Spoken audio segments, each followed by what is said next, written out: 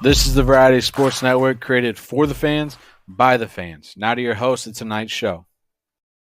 And welcome to Talkin the Gridiron here, week 6. We got the whole complimentary back here together. And for a turn of events, 2 of us feel the victorious side, but one of us finally ends up on the losing bracket this week. So we'll get a different feel of emotions this week on Talkin the Gridiron here as we get the top guys up here getting the W's. And we got our guy down here. Hey, Jimmy, you helped us out. I wanted you to beat Seattle. So. I'm sure. Yeah. I wanted you to beat Pittsburgh week 1.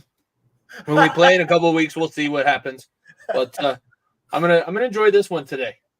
we should leave no doubt. Brian, we got to say, though, it is Jimmy's birthday today here. So we got to wish the man a happy birthday here. Be sure to check them out at Far End of the Bench Podcast. We were talking a little bit before you on. I didn't ask you, though. How old are you actually, though? 26 today, 9:30 this morning. Brian makes us feel like we're old men a little bit there. We hear that 26, but that's all right. We can deal. We can deal with it. We can be the veterans on the show a little bit here. And I like it. He's rocking the Bengals jersey. We'll get to them in just a second.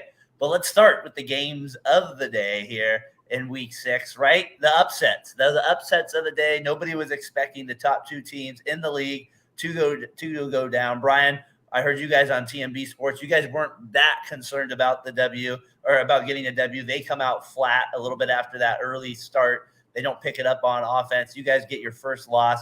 The Eagles on the other side, they kind of jump out to a little lead, Jimmy, and then they kind of get stalled out there for a while. Credit to the Jets defense for getting the job done, and Wilson making enough plays that when he needed to, and then Hall obviously gets the big run there as well. Jimmy, what do you think? Which one stands out to you more? Which loss is more surprising, the Eagles or the Niners? It's probably both of them are surprising because those were the 2 teams that everybody saw. I still think that they're going to be able to bounce back. It was a little bit strange. I guess I was a little bit concerned with the Eagles because we were watching that game. And I know the 49ers didn't play well today, but you can at least say they didn't play well against a good defense. But the Eagles could not respond to any of the adversity that I saw. Jalen Hurts, instead of bouncing back from throwing an interception, threw 2 more. And the offensive line, as good as they are, looked weak against the pass rush. They weren't able to run the ball the way they wanted to. They should have been able to finish this game. Why are we thrown in that situation? That's what I was talking about with the offensive coordinator. He's been off all season, and this is one of those games where when you have those little missing pieces that we've seen, they've accumulated now to the point where you aren't undefeated anymore. Now you have to actually address this situation. And for the love of God, Jalen Hurts is a running quarterback. Start him off running the football. Don't make him throw 45 times a game.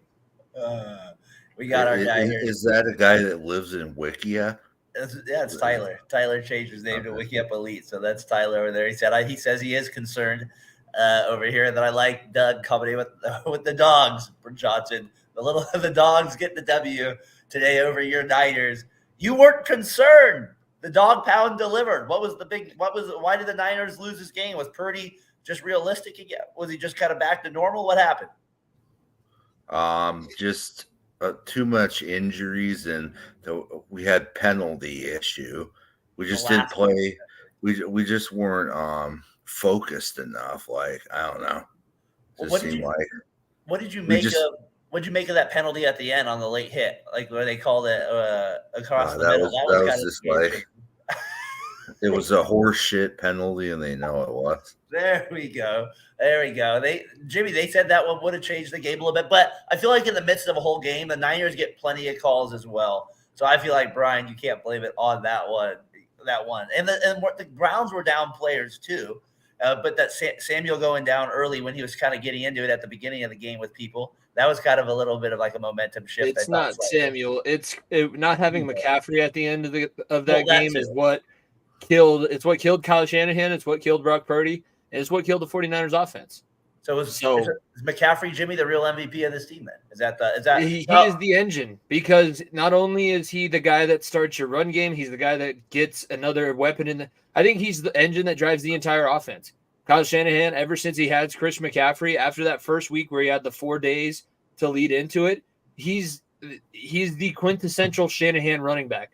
He's Terrell Davis, but quicker and better out of the backfield. He is whoever I remember Alfred Morris had a really good season under Kyle Shanahan. Like this guy is everything for that 49ers offense, and he needs to be healthy because when he's not on the field, you can cover George Kittle. You can cover Ayuk the way that they did today. The Browns defense is damn good, but they still have so many other weapons that we thought losing one or two guys might not be the worst thing. That definitely was the case. Not having Christian McCaffrey is going to hurt. We got Doug here. But I mean, I don't see that as a serious injury. I think he'll be back next week. Do you think though? I wouldn't be surprised if they rested him though either. If it does linger a little bit, because like you said, he is the main.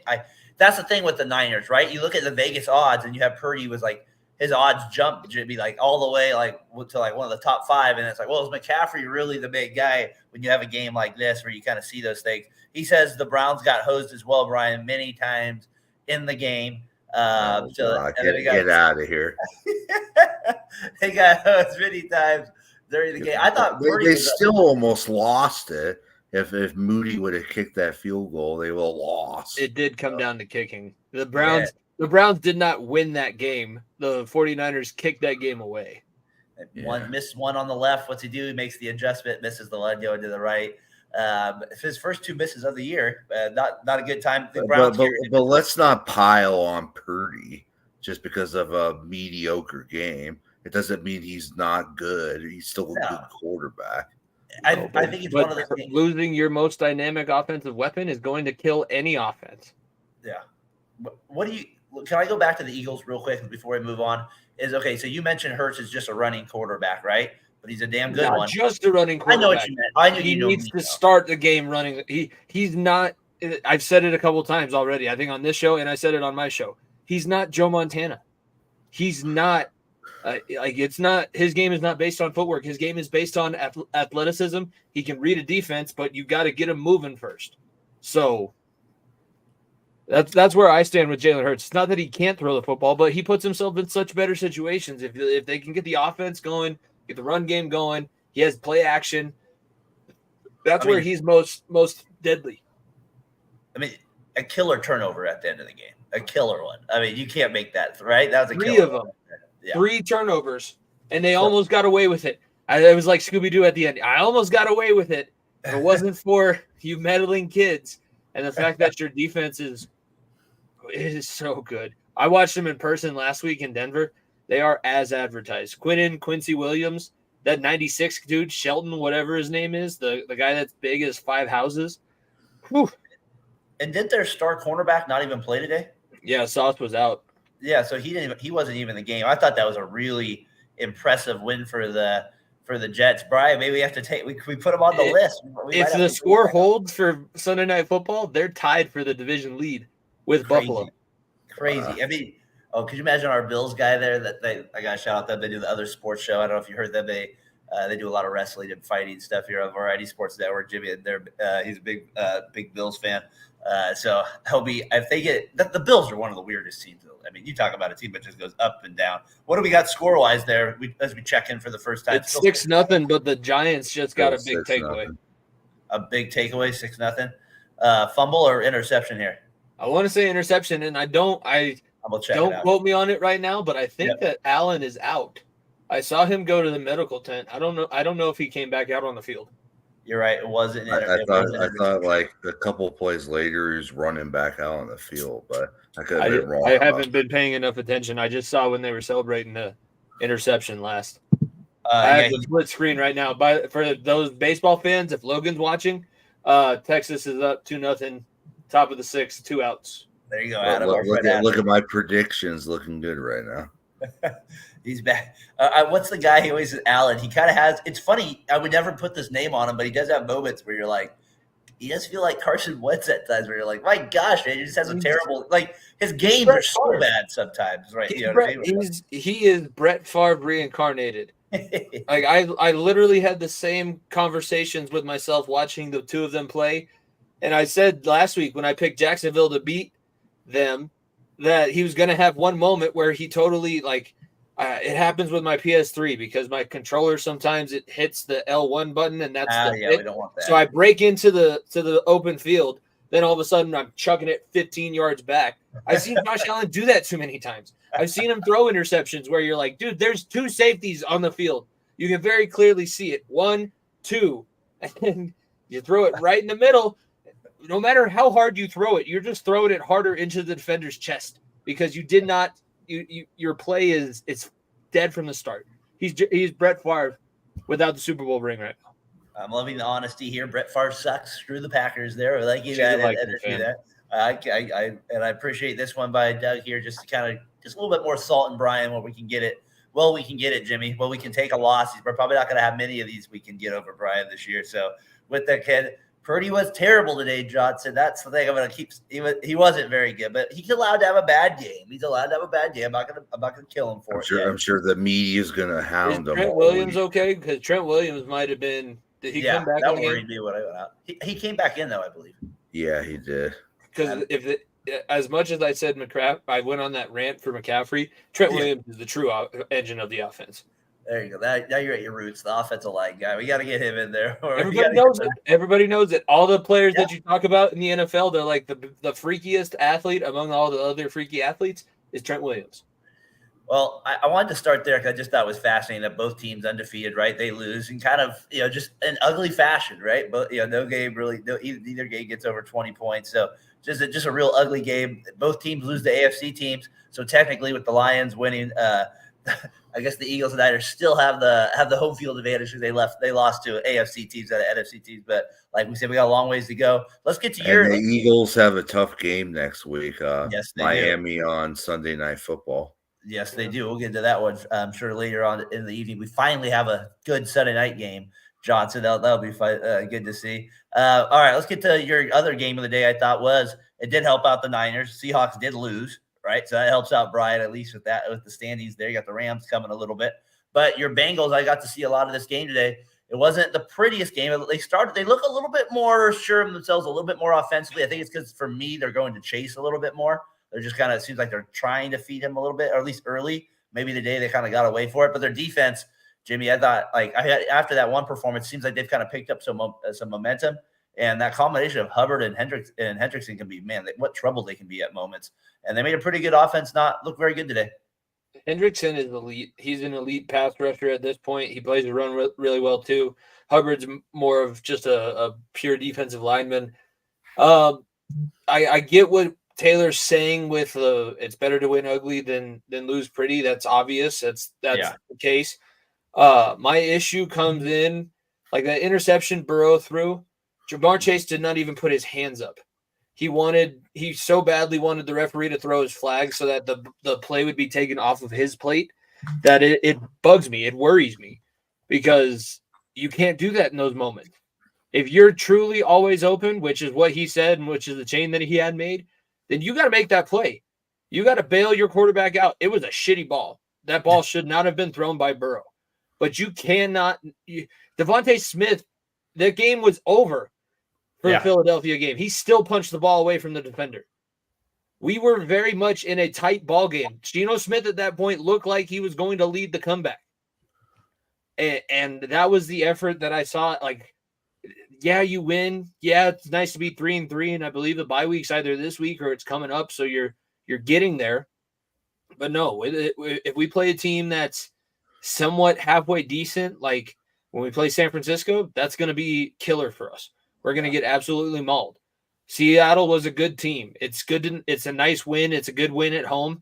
But there's so many question marks. There's so many issues, and you're still like, I don't feel good about this. I'm not nearly as confident as I was at the beginning of the season. It's funny because, you guys do now go to 3-3, right? So you look at that, you're right there in the division still. But it is kind of, you guys can at least lean your hat a little bit on the defense now, though. Or maybe it seems like that. Instead of having to always have to outscore. Until we do lean our hat on the defense, and that's a game that they decide to give up 40. That seems to be the trend for us. Brian, you starting to believe in the Bengals again a little bit, or no? Yeah, they're a scary team because they got Burrow and they got Jamar Chase, and that first touchdown pass today was dirty. Yeah, that first one was pretty That's nasty. the thing that scares me about that game in a couple weeks in San Francisco. Is Jamar Chase is a beast, man. Guy just makes plays. Yeah, it'll be interesting. I mean, but that's the thing is, can the Bengals protect Burrow? That's always the thing. No, they will not. They Nick will not. Bosa is going to introduce himself to his former college teammate over and over and over and over. He's just going to beat him over the head. I don't feel good about that game. Well, you still got to. I mean, the Browns beat them, so maybe you get a little. Maybe the Ohio guys sweep the. The Browns were a lot tougher than us too. Well, I will say the Browns this. did the same exact thing to us. Bengals Nation, you got them right here. If you got a chance, you let them know. Give them a little bit more confidence. Make them feel a little bit better here about it. But I'm probably sure Bengals fans are with you a little bit. That last drive where they killed 15 seconds was kind of a Bengals drive there at the end as well, when they did nothing in the day on a 15-second drive. Our defense will get it done. Yeah, you're not playing. That's basically what it went to. Hey, I thought it was funny, Jimmy, because when you looked at the schedule, guys, the start of the week, you're like, oh, some of these matchups aren't like the best in the world here, like you'll see. But the best record-wise, or one of them was the Lions at Tampa Bay. Turned out to be kind of a snooze fest in terms of Tampa Bay doing anything on offense. Detroit pulls away. More my thing is just real quick on Detroit is just, I mean, I think what they say out of the last 16 games, they have the third best record, Jimmy, over these last 16 games stretch. Like, this isn't really as we call fake news anymore. This team is pretty legit, and their defensive line and offensive line are the real deals. Yeah, their offensive line, Dan Campbell's said multiple times, the best player on his team is it's Penei Sewell. And they drafted him. They have Frank Ragnow. They dominate the line of scrimmage. And they're at the point now where they're not the underdog. You're not thinking, oh, they're scary, like you don't want to see them. They're a team now who has to go out and I appreciate that. That's coming. I've already given – you don't need any more credit for Myles Garrett, but I have given you credit. Myles Garrett is the true monster. Hendrickson's not that level yet, but Hendrickson is very good. No, the Lions right now, they're at a point where if you're supposed to beat this team, I need you to beat this team, and it can't be accidental. You have to start making statements. You cannot, you've done the season where you didn't know how to win. You've done the season where you didn't know how to win close games. This should be the season where it all is put together. Jared Goff is a guy who's been around, been to a Super Bowl, won an NFC championship. You can do this. Do not see yourself as this fairy tale anymore. If you picture yourself as the pet carriage that's going to turn into a pumpkin at midnight, then that's what's going to happen. Just assume that you're invited to the dance now. That's what you need to start doing, Detroit. It's funny to see like fans now of Detroit taking over stadiums, Brian. Like you see the videos. They're like, I'm sure Casey's loving this right now. What did Casey predict NFC Championship game, right? So yeah, for the Lions. Well, he always has one pick that surprises us, that works out. So I guess this is going to be the one this year, even though it shouldn't be too big of a surprise when we talked about how well they've done. Jimmy, you brought up the pumpkin. I think Tampa Bay, I feel like we saw, like, if they did win this division, let's just say, because the division is what it is, this is what we would get in the first round. Don't you feel like? I mean, this is what we get. I don't think they would. Yeah. I don't see them giving too much more than this in a playoff effort against one of the top three teams. It doesn't seem like they're interested. Like, Baker is definitely interested. Baker's still trying to play himself into another spot. Everybody else on the team looks like they've kind of phoned it in. Like, Mike Evans isn't bailing anybody out anymore. Godwin. He pulled up on a couple balls today, I noticed a little bit too. Yeah. It's just, I'm not blaming him for not wanting to get blown up. I'm just saying. They sold their soul, kind of like how Nico was saying for the Broncos. Like, they sold their soul for their Super Bowl, and they got it, and they got a very dominant Super Bowl win. Kind of like how they did the last time, though, where you traded for John Gruden, you brought in everybody that you needed, all the toys were assembled for 1 year, one magical run. You got it, and now it's just going to be a lot of mediocrity. It's going to be a lot of 6 and 7 going into the stretch of the season. Great. That's not what. Is Mike Evans a free agent at the end of the year? Mike Evans. Hold on. We got Logan Stone breaking news here. Getting my anger out now since the Cowboys play tomorrow. How could you lose to the Chargers? That's horrible. 28-13. That's Logan, Cowboys. Logan, go back to the ALCS. I'm watching right now. What's our ALCS update? What do we got there? Top of the 7th. No change in the score. Still 2-0 Texas. All right, 2-0. You're right, 2-0. You said 1-0 there. Those are a little. I think you just didn't. Darren anointed Houston. He said just because they're playing the Rangers, it's going to be Houston and Philly in the World Series. I think that's the way it's going to go there again. I think it's going to go Houston, Philly again. As I get back to the best of the rest here with the Lions, like I said, real quick, we'll put a little bow on them. It is funny to see their fan base now just kind of not in a bad way, like they deserve it a little bit, right? But like you see them selling out games in the sense they're going to be going to more away games. Now that they're actually winning, you can just see it. Maybe you felt that same way with the Bengals, Jimmy. I definitely see it. I see it. I saw it in the game that we watched today. And by the way, the Bengals were the Southwest regional game. That's why you saw it on CBS. That's why I saw it on CBS. That's why a lot of the country saw it on CBS today. So it's true. Like when you start doing good things, when you are consistent and the NFL knows that they can put you in different spots, you get what you want. And Detroit's about to get what they want. Logan, thank you for that. You know what I would love to see is either Detroit versus my Niners or Detroit versus Philly in the divisional round. Well, I mean, those are the best teams. I mean, if we want the best pure matchup of teams that are going to be the most physical, those teams all have the same thing in common, right? They're up front. It's pretty good. That's one of the things that we got with it. They all do the same thing, but they do it in different ways, which That's is true. Because the Lions are like a sledgehammer where there's no finesse whatsoever. Yep. I would say the Eagles are a battering ram, and the 49ers is like a world-class locksmith because they create the openings before they go in. You're busting the door down, and two of them, one's a little bit more organized, and then the 49ers is just a stealth mission. Like basically have Tom Cruise descended over a whole bunch of lasers. Dun, dun, dun, dun, dun, dun, dun, dun. That's Chris McCaffrey. It just keeps making my God, it's Mike Shanahan. Movies. yeah, you know, Mission Impossible 30. Coming up soon.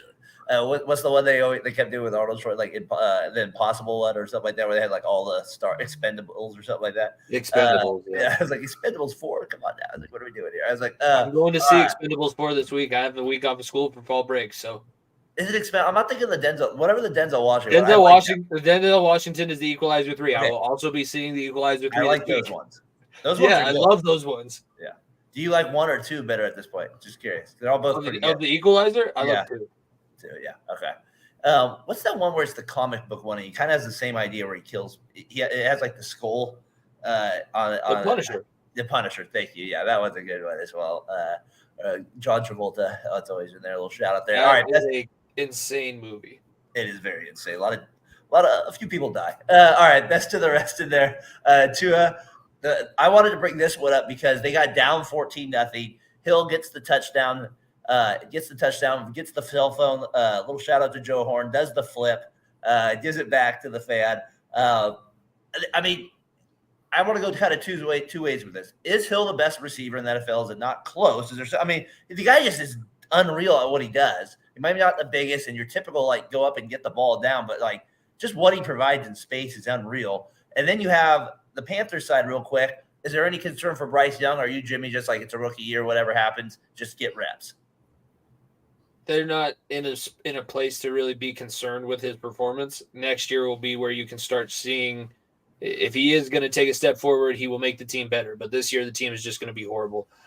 Hill, he poses a lot of issues, but I feel like defensive coordinators, they really don't care about stopping him or slowing him down until you get towards the end of the season and into the playoffs.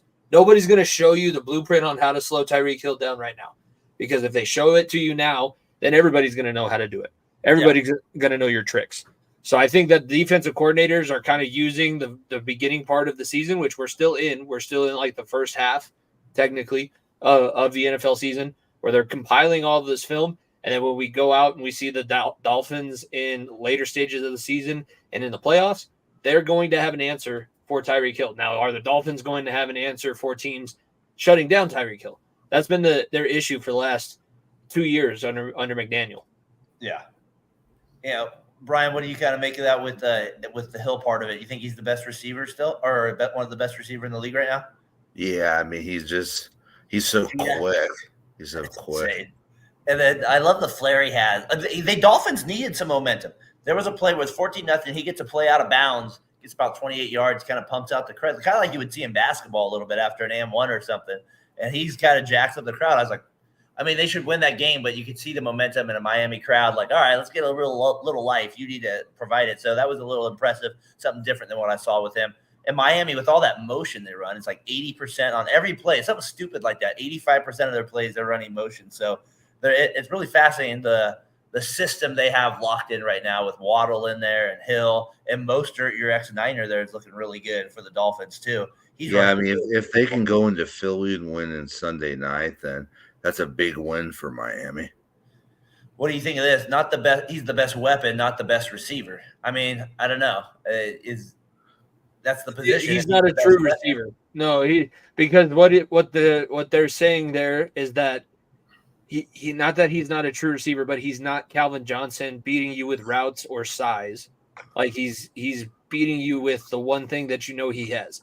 But you can't throw up 50-50 ball to him. You can't really throw him a post over the middle. He's got to be booty butt naked, open to really be as effective as he can be. So that's why he's the best weapon currently, but he's not the best receiver because a great receiver can take the route that's called and he's just going to beat you. He's going to run it by the book and he's going to beat you. That's a receiver. Not the Tyreek Hill's a weapon. The one thing also Hill does really good is anything like any type of like the quarterback rolls out just a little bit or it has to get off kilter. He's great at the scramble drill. So unreal at that. He's just like knows how to get open right there with it. Other quickly, best of the rest here. We got to go shout out our guys over. Oh, I did want to mention that Dolphins game just because he was such a great player when I was growing up. I got it down here on the ticker. The Dolphins honored linebacker Zach Thomas. I just thought he was a beast playing. 5th-round pick of the NFL. He caused a lot of problems for the league over the year, 7-time Pro Bowler. So wanted to shout him out a little bit here as the NFL honors one of the greater linebackers ever play the game. Gave the Raiders a big trouble for a while there whenever they would go to Miami for games.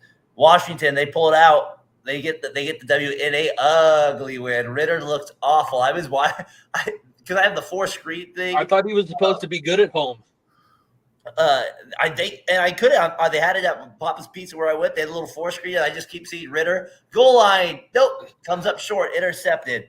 Slant, nope, inside or out, picked off right there at the end of the game. Has to be very. And then Arthur Smith, I didn't understand it when it was 24, whatever they get 16 on the touchdown. He goes for 2. And then they get the penalty, and he continues to go for 2. So, and then they don't get it. It's 20.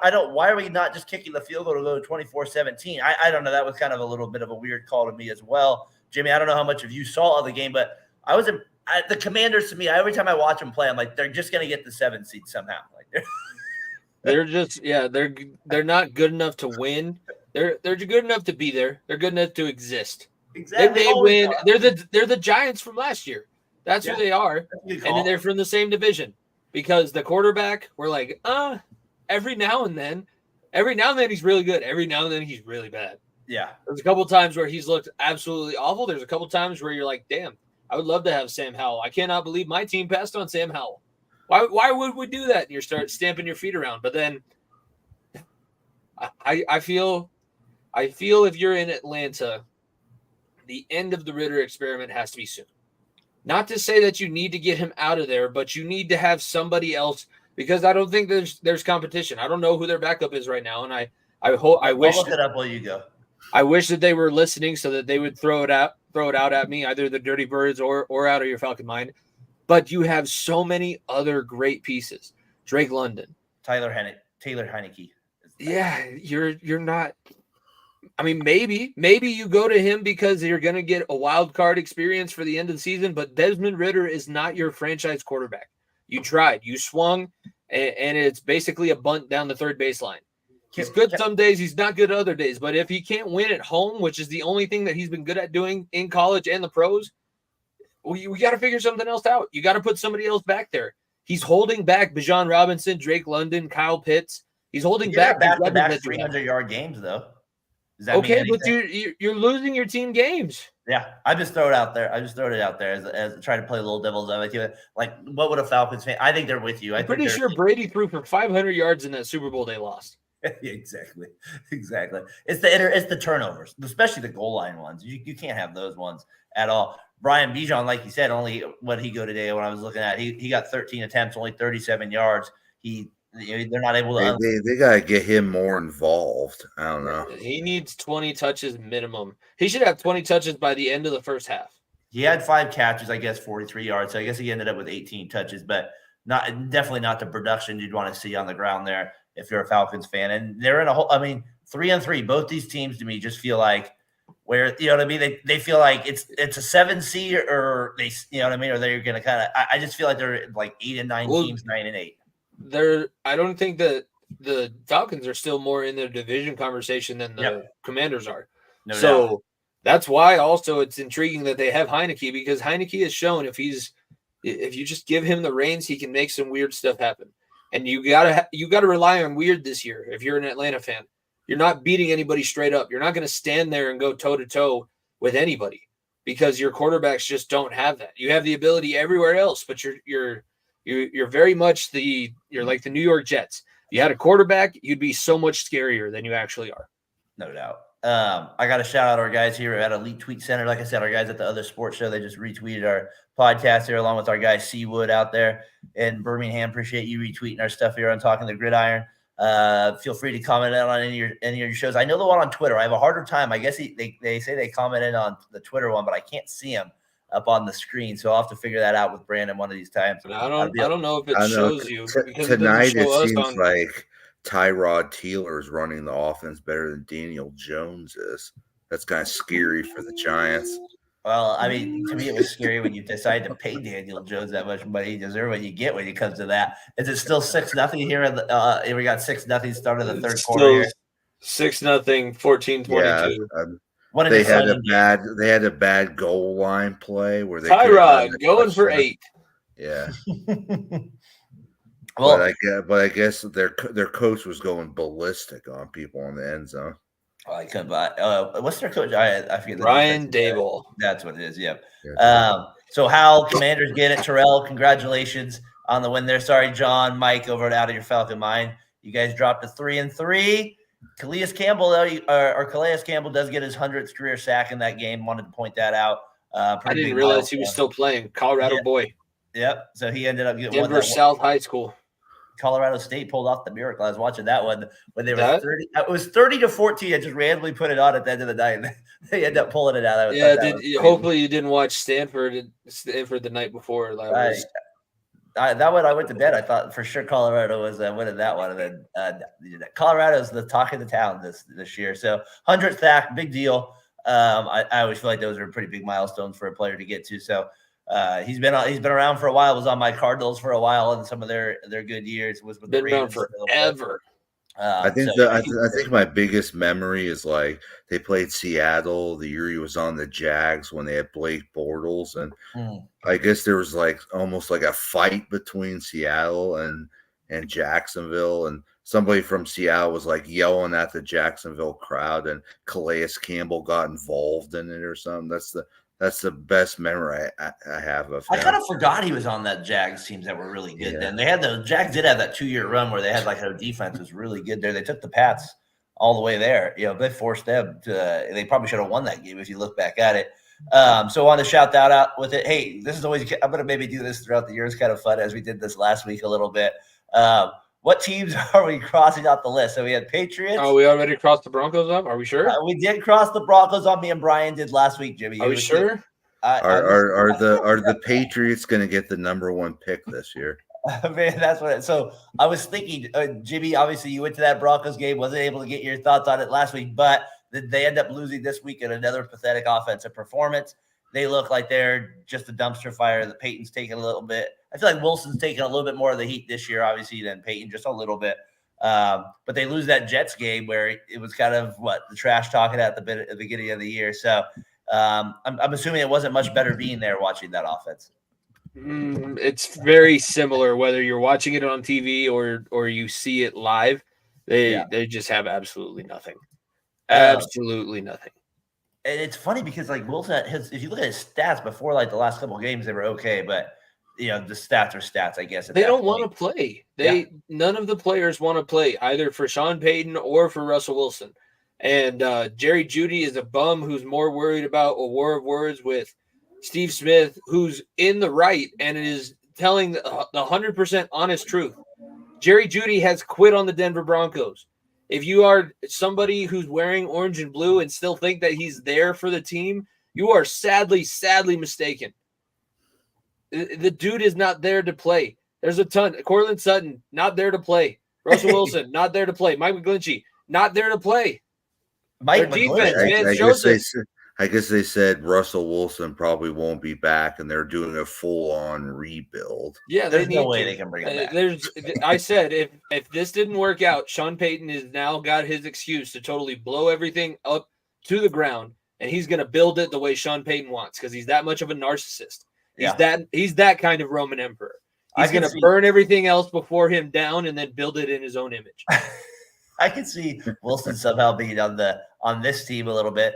I'm going to throw the Bears out there as a team that I think we can put on the list of not making. I think they're dead, and I think we have broken wrist for Justin Fields. I mean, you go out, you have an impressive win against the Commanders, and then you do this shit. It's like you're the Bears.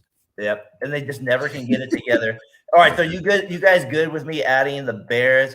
I'm going to add the Bears and the Panthers. I got the Patriots out there, so I'm going to keep adding to this list as we keep going. So I've listened. The reason is like we didn't say the Jets yet because we were a little unsure if they get. They are still in it, and I don't want to go back on it. So Colts are still 3-3. I really, after a game like this, I want to throw them on it, but I'm not going to do after a game like this. So all right. So just to be clear, we got Patriots, Broncos, Giants, Cardinals, Bears, Panthers. We're saying season's over. Go home. If the Giants, should we maybe rethink the Giants one a little bit here? Should we rethink it? No. If they get a W? No, they're dead. They're dead. All right, they're dead. All right, so we got that. All right, we got to get here closer to the fourth quarter of the pod here. News and notes segment here on the show. All right, Stroud, he goes. We'll hit on some of the games here real quick. They beat the Panthers, or they beat the Saints, 20-13. Stroud, Jimmy, continuing to show a little quarterback light there. I'm not saying they're unreal, but a young rookie quarterback to get wins is a win. And Derek Carr, he throws goal line. He throws short of the sticks. My guy DA tweeted it. He goes, "This is all this guy does is throw short of the first down." Yes, there is stress when it comes to this guy. And I got to say, as I said right here, I'm starting to believe in the Texans a little bit as a team that can make the playoffs. Am I crazy, or does it seem pretty realistic? It's realistic because DeMeco Ryans, he's gotten to where he is in the right way. This is not. And I think some people might have conflated the two. This is not Jeff Saturday being plucked out of middle of nowhere, like off of the ESPN desk. DeMeco Ryans started as a quality control coach when he was a coach in the NFL after his playing career. Been around a lot of really high-level guys. He was a quality control / defensive coordinator in San Francisco, learned under those guys. Like, this is somebody who knows how to be an NFL head coach and learn those steps before. And he knows the right process. He's not bringing something where he's not bringing the Patriot way. He's not doing the Josh McDaniels, I'm going to come in and I'm going to change the culture. No, I'm doing this because this is the correct culture that we need to have. We have a young quarterback. We need to be able to run the ball. We need to play good defense. And he needs to make sure that he doesn't make mistakes. And if we do those things, we're going to be pretty successful. And right now they've been doing those things. And yes, CJ Stroud has been very successful. That's a good win for him today. Yeah. And they were in the game last week against Atlanta too. Probably should have won that one. Yeah. They probably should have won that game last week. And I thought he played really good at the end of that game. And he's building up like calluses in these games where like I feel like he doesn't make honestly like the coaching staff, you're gonna say it. The coaching staff has said he doesn't make the same mistake twice. Yeah, and you can see it because and he's avoided like the plays like Hurts made, just for example, at the end of today. Just like he's avoided most of those throws, which has really helped him as a rookie quarterback kind of keep the games where they're at and not blow a game like today where it could have gone either way if he makes a pick late in the game or something like that. So kudos to them pulling out. The Saints dropped to 3-3.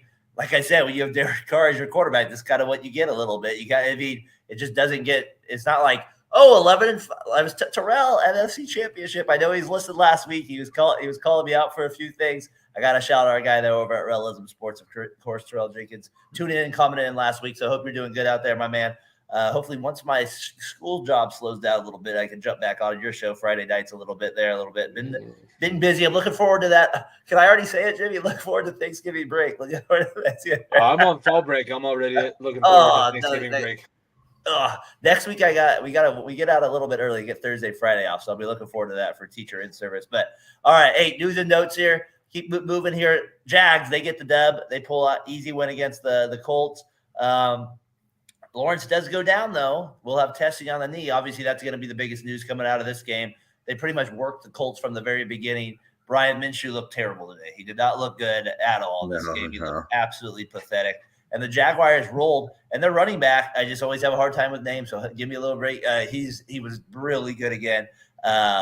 So I don't know. I just thought the Jaguars, they're starting to look a little bit more like kind of how we thought they would after the first kind of couple games there. What do you think of that, Jimmy? ETN is turned into something the last couple of weeks. He's got the speed to be a game breaker. Yeah. Lawrence needs to be healthy, because if he's not healthy, then there's nothing there. And I agree that Gardner Minshew turned into Uncle Rico today.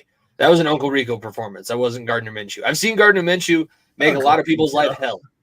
and I love this story. You guys heard the story where he tried to break his own hand with a hammer so that he could get an extra year of eligibility in college? My gosh. Tried to smash his own hand. It was his left hand. That was his rationale. He's like, I'll smash my left hand with a hammer. Cool. I'll probably be able to play another season. No, there's. I guess that shows a little bit right there. Shows a little. You should have taken care of your shiny new toy. You should have taken care of your franchise quarterback, because now he's injured and you're stuck with this for at least the foreseeable future. And it sounds like, according to Fox NFL Sunday, that he's going to have season-ending shoulder surgery. Anthony Richardson. He was in a sling today. It doesn't look like he's going to make any more miraculous comebacks. Yeah. That's a killer, though, for that. The Jaguars, though, they really obviously Lawrence. They play Thursday night, so we'll see what happens there. Against the Saints. So quick turnaround there, obviously. I think he might – sometimes they play in these games, they get like 148 yards, right? Like they play these guys and nothing really happens. So that's kind of the way I see that going. Little news and note here. We talked about the Bears losing to the Vikings 19-13. Vikings get the W. Cousins, real quick, a note. They expect him not to waive his trade clause there. Justin Jefferson, fantasy owners, he's out for a while. You saw that today. Doesn't maybe affect the Vikings going forward, but like for you guys next week, you guys play the Vikings. It's nice not to have to worry about Jefferson. So it does help these teams that go with them. The Bears, it doesn't matter. The Bears, it doesn't matter at all. Just a complete dumpster fire, like we said. So they get another team that kind of a little interesting here. The Ravens, they get a win, Jimmy, but to me, not another. It's just not a special win. You just kind of, I guess you chalk it up, but it's not one that where you're like, this is a team that's making any type of serious run. They just kind of just do the ho-hum. They're going to have a stretch of the season where they fall out of first place in the division. They're not going to hold on to number one in the division for the entire year. The Browns, the Bengals, somebody's going to sneak up on them, and they're going to drop a couple games that they shouldn't, because they almost did that today. I unfortunately did pick the Titans to pull the upset, and they screwed me in our podcast. Yeah, it was, and I had my reasons. It's not like Tennessee sucks. I mean, Tennessee just put it on the Bengals. I can't sit here and say Tennessee sucks. But they should have been able to win this game. And if you're Baltimore, I go back to the Broncos game from last year. That was when the Broncos were at the lowest of the low with Nathaniel Hackett. It was 2 weeks before he was even fired yet. So, and the Ravens, when they cheese that game, I just have zero faith. Until you prove it to me otherwise, I have zero faith of you in big games moving forward. Now, one of the big news, since this game was in London, I wanted to get you guys' thoughts on it real quick, is I said that I think I bring this up every year, and I feel like it's eventually going to happen. Brian, NFL is mulling a Super Bowl in London at some point. Do you actually believe this, or is just talk to kind of, is this just kind of like, talk just to kind of keep the games coming back? Yeah, I could see a European Super Bowl at some point.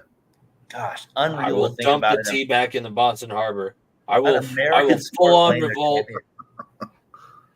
The Premier League's not coming to the United States to play their championship game. Why are we going to England to play our champ? That doesn't make any sense to me. I'm sorry, it doesn't. It's all about that money for Roger Goodell.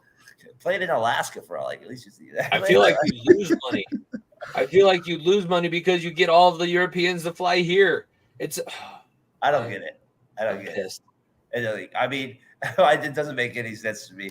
But I just thought that was kind of an interesting take going out of it. And the Titans, again, Henry a little bit better game, but Hopkins, your agent, you guys maybe should have made a better decision on where to go. The Titans probably was not the best fit for you. You're just not. Why didn't they put Livis in instead of that Willis. other guy? Yeah. I mean, Willis didn't even look that bad. He played like a short term, but like I don't think Levi's didn't look that unreal. Or Levis. I don't think he looked. Levi's was the joke we had for him. That's right. Levis is the Levis was not ready in preseason. What was the targets they put up for him early in the preseason?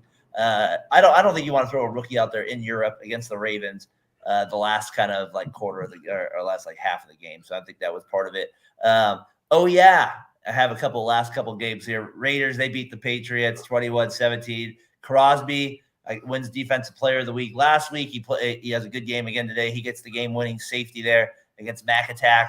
I will say they had a ball that was dropped on the play before on a deep throw that would have changed the whole game if he was able to come down with it. Elliott also had a 75-yard touchdown run called back on a hold as well for the Patriots. So anything that could go wrong did go wrong. As you mentioned earlier in the game, Brian, Jimmy G did go down, so it was Hoyer time for the Raiders. They pull out the W. They go to 3-3, and the Rams, they also go to 3-3 with an ugly win over the Cardinals. So any thoughts on either of those games, gentlemen? Jimmy? I liked the cool thing about the Raiders game. Now, my mom is born and raised in Colorado. She's the Broncos fan of our household. She has nothing good or nothing nice ever to say about the Raiders. But when we were watching the recap and the highlights today, she did look at me and go, Max Crosby is pretty badass. Like, even though he's on the Raiders, Max Crosby is the one guy that I will say he's pretty badass from. Now, she's probably going to be mad that I'm putting her on the spot and putting her business out there. But she did say that. She did say that Max Crosby as a Raider is not that bad. That's respect for your opponent. And it's funny how I feel that same way as a Raiders fan towards Broncos. That's how I feel toward. That's where I think it's mutual there. I was not allowed to have silver and black in my color wheel. Mike I could wear silver or black, but if I wore silver and black, I was getting kicked out. It always, like, whenever I lose, like, I hated playing the Broncos, but then when we beat you guys, I always felt really good back in the day. So, how often was that? Not very often. That was not. I think the Patriots should tank for the number one pick. Just. I think they don't even have to tank. I think it sounds like that's the way it's going right now. Like, their offensive line's not that great. They lost their two best defensive players a week ago or a couple weeks ago, so they're in deep trouble. The Rams, they get kind of an easy win. I feel like against the Cardinals. I mean, it wasn't an easy win, but it just the Cardinals can't do anything. Dobbs was after a while, so Raiders get that W there. All right, let's get to Monday night. Logan mentioned earlier. Who you got? Cowboys at Chargers. Cowboys need to bounce back after just a butt kicking to your San Francisco 49ers, 42-10. Dak took a lot of heat, which he rightfully deserved. He looked terrible in that game. He looked like unsure about anything. And then you have the Chargers with 2-2, sums it up. They've won their last 3 Monday night games, including both last year. Jimmy, you got a feeling about this game one way or the other? I picked the Chargers because I'm tired of the Cowboys, and I'm tired of faking like we're all going to be in on the Cowboys. They suck. They always get too big for themselves. They always get out over ahead of themselves. And all last Sunday did was prove that they are not the same league, same stratosphere, nothing. The 49ers are a different entity entirely than the Dallas Cowboys. So I think that the Chargers, they're not going to find a way to lose this one. They're coming off their bye, so I think they get this win at home on Monday night. I picked them on our show. I'm picking them again. Still 6-0 there here in the game. That's a good call. Diggs almost just fought Dexter Lawrence, by the way. Which would have been a nice little interesting thing to see there on live on TV. I love how just don't throw the punches with the helmet on. That's the only one that doesn't make sense to me at all. You can break your hand. Yeah, exactly. Brian, you think the Chargers get the W or the Cowboys? Yeah, I'm taking the Chargers. I just think that the Cowboys are just probably. You guys stole their soul last week. Yeah, I mean, if they go down again back-to-back West Coast, they can't be a beating again. You got to show some heart, right? Like, you can't be a 35-7 loss. You got to show a little heart in a W like this. This has to be a close game. Then I'm with you, maybe Jimmy, where like it's back-to-back like butt whoopings. Maybe that soul did get taken a little bit here on the West Coast, and you'd have to really bounce back. What would their record be? Their record would be 3-3. So yeah, that would be a big loss if they go down here. And Jimmy, Jerry Jones, all things Oh, we might probably make a desperate trade. Kirk Cousins? No, just kidding. Kirk on the call there. Kirk, I was thinking about it, and I think you're in my shower this morning. I was thinking about it, and I think you are the quarterback that's going to lead us down to the future. So I want you. What I'm asking is, will you please waive your trade clause so that you can come to Dallas and shower, not with me, but in my shower, and be our team starting quarterback? I think that would be real swell. Well done. Nobody wants to see the shower, though. That's for sure. All right. Hey, look ahead to week 7. Some of our best matchups here. Like I said, we got Jaguars Saints going Thursday. Primetime game. You already mentioned it, Brian, a little bit too. It's a good one. Dolphins at Philadelphia. So that'll be a good one. And then Monday night, your Niners versus the Vikings. It's not a terrible Monday night game. A couple other good ones. I thought Chargers at Chiefs. Not a bad one there. Looks like Jimmy, your Bengals got a bye next week. Any of those games, or maybe another one you saw stand out to you going into week 7? Let's see. I'm glad that we made it to 3-3 at the bye week. I was nervous about that. Yeah. No. The Ravens-Lions game, I like that one quite a bit because I think that the Lions, that's one of the games where you can make yourself a statement. Because the Ravens they're favored, they're at home. I think that you can make a case for that one. And other than that, I feel like it's fairly easy. The Broncos-Packers game is going to be as ugly as possible. Oh, It's going to be like, I was thinking. Please don't turn that one on. Please don't have that on at all. Falcons Bucks. That sounds kind of like that could be a rock fight too. Falcons Bucks. That sounds like a good old rock fight there. With Steelers Rams, I got that. Maybe that one. I don't know. Rev, could his Steelers get the win in LA? That could be a Aaron one. Donald versus TJ Watt. Yeah, that's gonna be a good matchup. Raiders Bears. See if my Raiders can keep it going. Maybe get over 500. That would be unbelievable. I'll take that. We go over 5. We have our schedule. We play the Lions. Other than that, over the next 4 weeks, there's 3 of those games are really winnable. So we'll see if they're not doing good, but you just keep winning. The Broncos are going to beat you when they play them in Vegas, so that McDaniels gets fired after that game. Just for losing to the Broncos, maybe he doesn't. And I already know my survival football pick for week 7. Are you still going? Bills over Patriots. Oh, yeah. Anything with the Patriots, I guess that's not a bad. You're still going. That's impressive. Vikings let me down week 1. All right. Hey, it's game ball part of the game here. As I get one last little check in here, still 6-0 here. Giants got the lead or have the lead over the Bills. So as we kind of get done with as we kind of wrap up the show here, it's the game ball part of the show here, week 6. Brian, you got a game ball to hand out? Yeah, I'm going to give the Cleveland Browns defense that they deserve. I'm going to give the Cleveland Browns defense the game ball. There you go. They were legit today. They were down. How many times over under did you cuss at the TV today? Over under. Probably it wasn't until the 4th quarter, but then I was getting frustrated because we couldn't get anything going on offense. What play pissed you off the most? Just the intentional grounding by Purdy because I was there's nobody there, man. Why are you throwing the ball? That one was a killer there. All right, Browns defense, a little humble pie there. I can respect that. Jimmy, you got a game ball you want to hand out? I'm probably going to give it to Tua because when I give it to Tua, then he's probably going to start playing bad again. But I gave him a hard time. I've coined the term jujitsu, but jujitsu was working. His jujitsu training, he's not nearly as injured as he was, and they're a damn good team. I'm interested to see what they do at the end of the season because I think that's when defensive coordinators are going to flip. But as of now, Tua and that Miami offense in general, they probably all deserve a game ball. No doubt. I got one of them for you. Tyreek Hill, 163 yards and a touchdown. I also wanted to shout out our guy, Kyrie Williams. He gets 20 carries, 158 yards for the Rams and a touchdown over the Cardinals. So a big win for them. Like I said, that takes them to 3-3. All right. Well, that's the show for the week this week on Talkin' the Gridiron. Jimmy, I know you guys got your stuff going at far end of the bench. Was able to watch the show this week. You guys did a good job on that. Always a little Taylor Swift comment as well, so I appreciate some of those as with it, the funny with it. So what do you guys got going on this week on far end of the bench? Yeah, we did. Ended up taking a week off of Sunday Scaries and Top of the Mountain. Like last week before break, there was a lot of added stress, so Yep. Giving myself that little bit of time, and I knew I had break coming up, so I'll probably get a couple episodes of both those out.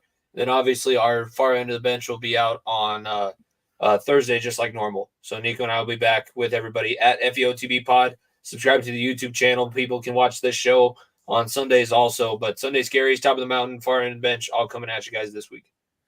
And my Sharks almost beat his Avalanche last night. Almost. They almost got him. You guys got the goal late at the end. We're so worried about the number 2 game of an 82-game season. Hey, for the Sharks, every game matters. You can't lose when you're expected to be in last place. You need to get the win. I saw an article about any team's chances to win a Stanley Cup in the next 3 years, and the Sharks had the worst 32. That's why I was telling Jimmy, it's a big win. We needed it. It's a big win.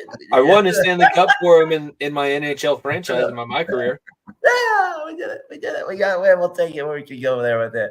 All right, Jimmy's up late with me. He's an hour ahead of me out on mountain time there. Jimmy, have a good week of your break. You still on break this week? Then you go back. No, we're on break this week. All right, so enjoy your break this week. Happy birthday as well, sir. Appreciate it. Yep. So for Jimmy Pilato, far to the bench, Brian the Main Man Johnson, I'm Daren Breyer. That's your Week 6 recap here on Talkin the Gridiron. Be sure to give us a like and subscribe there. We need all the love we can get. Till next time, peace.